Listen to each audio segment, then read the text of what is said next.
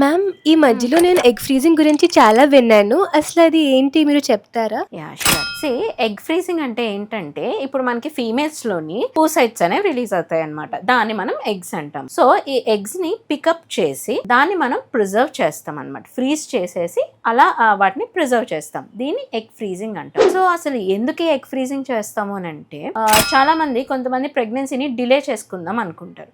So, మనకి age గడిచే కొద్దీ ఏమవుతాయి, ఫాలికల్స్ ఆర్ ద ఎగ్స్ అనేవి ఫీమేల్స్‌లో తగ్గిపోతూ వస్తాయి యాజ్ ఏజ్ అడ్వాన్సెస్. సో, మనకి ఈ ఎగ్ ఫ్రీజింగ్‌లో మనం ఏం చేస్తున్నాం, ఆల్రెడీ మనం ఫాలికల్స్‌ని తీసేసి వాటిని ఫ్రీజ్ చేసి స్టోర్ చేస్తున్నాం కాబట్టి, మనం ప్రెగ్నెన్సీని పోస్ట్‌పోన్ చేసుకున్నా, లేదు అట్ ద లేటర్ ఏజ్ మనం ప్లాన్ చేసుకున్నా, మన ఫాలికల్స్ మనలో అయిపోయినా సరే, మనం ఆల్రెడీ ఫ్రీజ్ చేసుకొనున్న ఎగ్స్ ఉన్నాయి కాబట్టి, we will be at a safer side. So, అప్పుడు మనం ఐవీఎఫ్ ద్వారా మనం కన్సీవ్ అవ్వచ్చు.